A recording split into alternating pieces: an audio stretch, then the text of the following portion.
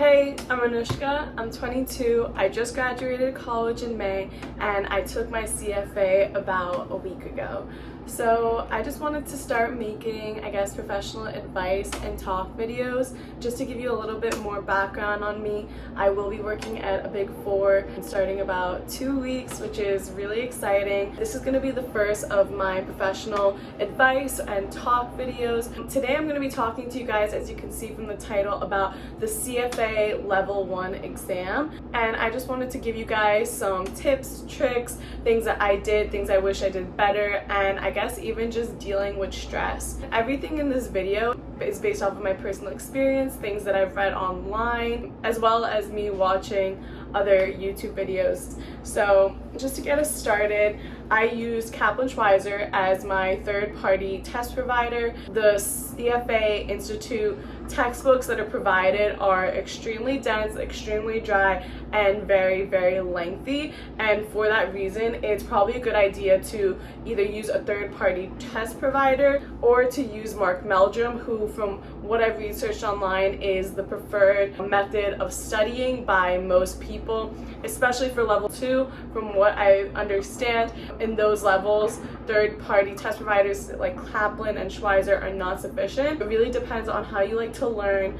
I personally have not used him. Then the CFA program allows you to use 2 different types of calculator, one of them being the Texas Instrument Business Analyst Plus, and I think the other one is an HP calculator. I'm not honestly too sure. I just use this calculator because this is what I've been comfortable with using it in undergrad since I studied finance. And I have 2 because everybody always freaks out about if their calculator dies on exam day, which would be an absolute nightmare. Just to give you some background on how I studied, I went through all of the Kaplan-Schweizer material really thoroughly once, and then I reviewed and went over it again twice. They have end of chapter questions, which is really useful for just testing your understanding at the end of each chapter. Additionally, I made flashcards for, I'd say, a majority amount of the chapters, because at the end of each chapter they have like concise points that are kind of small summaries on the material that you just read. I would use that to make my flashcards. Something I wish I did better was, 1, use my flashcards more, and 2, I wish I made more of them, because there is just such an abundant amount of material for the CFA Level 1 exam that you really do just want to memorize everything.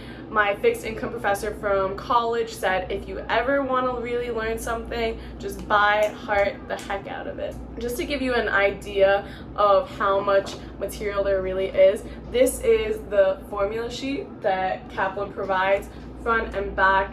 It's extremely abundant, as you can see, so it's really important to get on those flashcards. Something that I also did was maybe about around 20 hours of mock exams.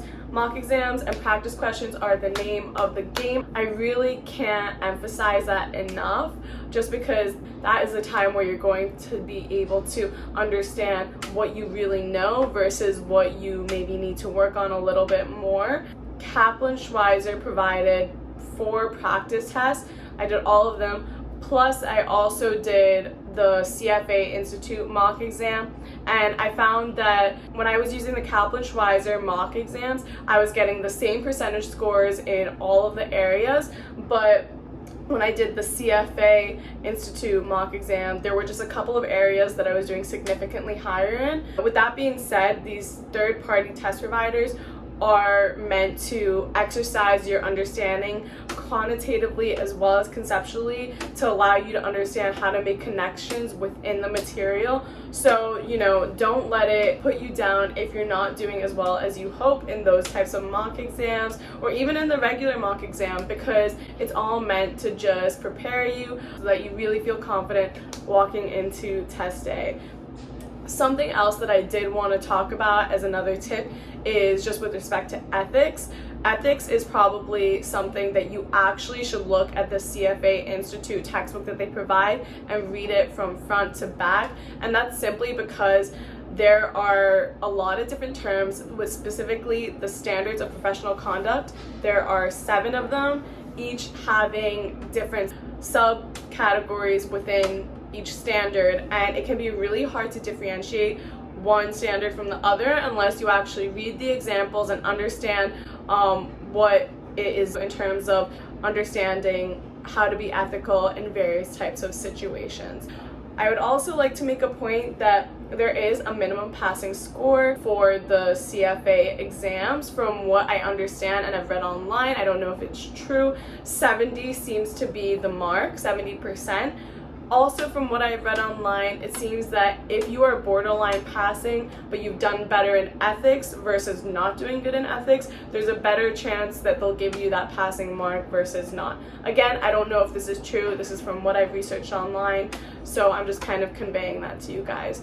Something that I really do want to stress to you guys is that I have had the luxury of time. I just graduated in May. I've been studying since April. Looking back, I honestly do wish that I started even a month earlier, even though I've had all of this time and I've been dedicating myself to studying for the CFA. So if you're working that 9 to 5 or 9 to 7 or 9 to 9, you really do want to be thinking about these things. So just start early, not too early, get on top of it. I think that's all. I think I covered all of my bases, and I will be making more professional talk and advice videos, so stay tuned. And if you guys get stressed, take a step back, breathe, you're gonna be okay, and if you're not, you just take it again. You'll be fine, I promise, and so will I.